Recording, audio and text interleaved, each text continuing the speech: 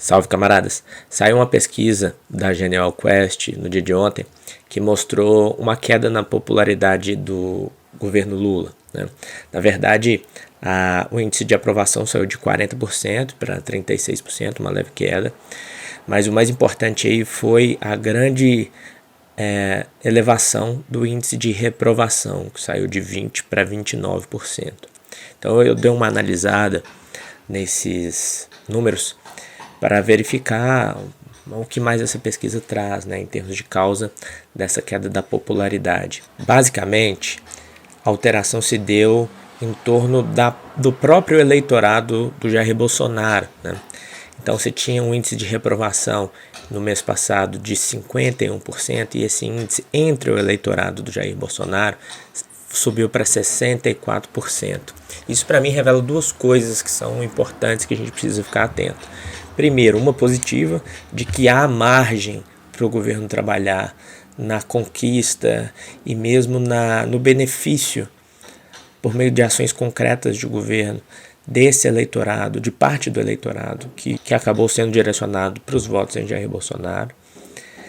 Mas, por outro lado, que as entregas do governo elas precisam ser muito bem pensadas, seja sob o ponto de vista da concretude, ou seja, das medidas efetivas sobre a população, seja sob o ponto de vista da própria comunicação do governo. E aí os outros resultados deixam isso bastante evidente. E o que me chama a atenção nesse sentido? Primeiro, tem uma pergunta da pesquisa e a gente precisa relativizar porque muitas vezes a pergunta induz, de certa forma, a resposta e leva a um apelo a um certo senso comum, principalmente quando você tem o bombardeamento de fake news por meio das redes sociais e também por meio do bombardeamento de visões contrárias que são, né, da lógica da mídia convencional. Mas tem algumas coisas que são importantes. A pergunta sobre qual notícia mais negativa a pessoa ouviu durante o governo Lula, a notícia que mais teve repercussão para 16% dos entrevistados foi justamente a taxação de importação sobre produtos comprados no exterior, né, das empresas chinesas aí, que é a Shein, a Shopee, a AliExpress, etc. 16% é a fração maior dentre todas as outras. A segunda é que não faz o que promete, é corrupto, então revela essa ainda arraigado, né, senso comum de uma visão e essencialmente bolsonarista e lavajatista sobre o governo PT. Vai tirar o Bolsa Família e o auxílio com 4%. Todo mundo, mesmo pessoas do nosso campo, fizeram um grande alarde, né, sobre o suposto erro que o Lula teria cometido com relação às críticas que ele fez ao Moro, mas somente 2% das pessoas consideraram isso como notícia negativa, as críticas ao Moro. Portanto, cabe um nível de enfrentamento maior, mas fica evidente a questão material, a questão da economia cotidiana, a capacidade de consumo e a interferência que as medidas do governo terão ou não sobre isso, elas são decisivas, né? Outro resultado que chama bastante atenção, há uma pergunta sobre o que as pessoas sabem em termos de realizações do governo federal.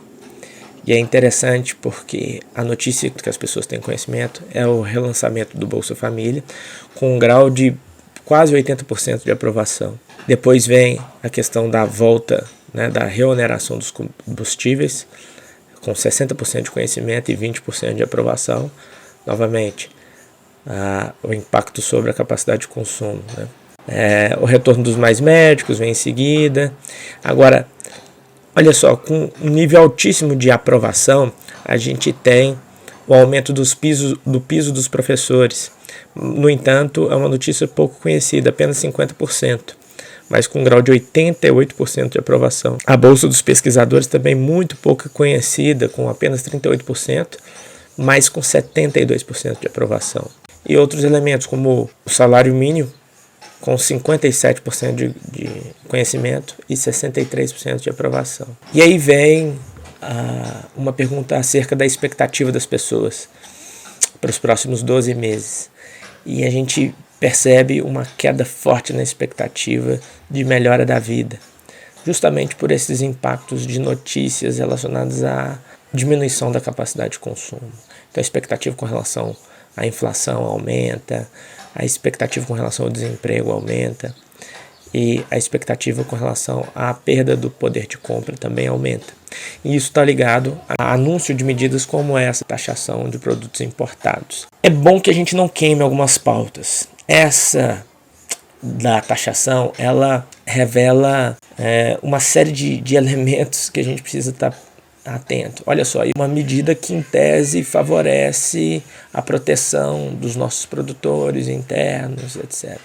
Mas obviamente não foi pensando exatamente nisso, que é um argumento louvável, que o governo lançou essa medida. Ela está muito mais ligada à necessidade de aumento de arrecadação, principalmente se a gente correlacionar com o cenário que o próprio arcabouço fiscal lançado pelo governo leva, né? Com a necessidade quase que imediata de um grande reforço na base de arrecadação.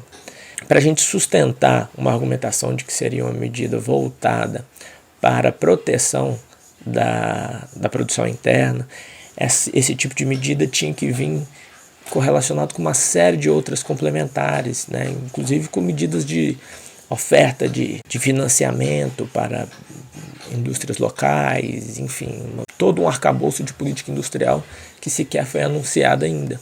Por outro lado, também poderia ser lançada em meio a uma construção relacionada à reforma tributária, junto com medidas que visam a taxação de grandes fortunas, né, toda a camada de cima da população, maior renda, que inclusive foi muito fortemente destacado no discurso de campanha do presidente Lula. Então é importante que a gente fique atento, que o governo pense melhor a maneira como vai anunciar as medidas e, mais do que isso, que o governo construa um conjunto de medidas e as lance com maior coerência, com maior conectividade entre as diferentes medidas e diferentes programas que fazem parte do escopo de políticas públicas do governo. Bom, essa é a análise que eu queria trazer para vocês, camaradas. Peço desculpa aí porque eu estou um pouquinho rouco, mas é isso aí, valeu, até a próxima.